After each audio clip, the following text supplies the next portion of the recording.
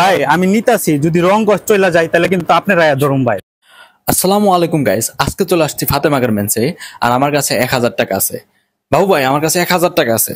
1000 টাকাতে আমার ভাই জোস জোস এক্সপোর্ট কোয়ালিটি প্যান দিবেন ভাই। অবশ্যই ভাই, আপনাকে 1000 টাকায় আমি এক্সপোর্টের 3টা 100% অরিজিনাল এক্সপোর্টের 3টা প্যান দিবেন ভাই। 3টা।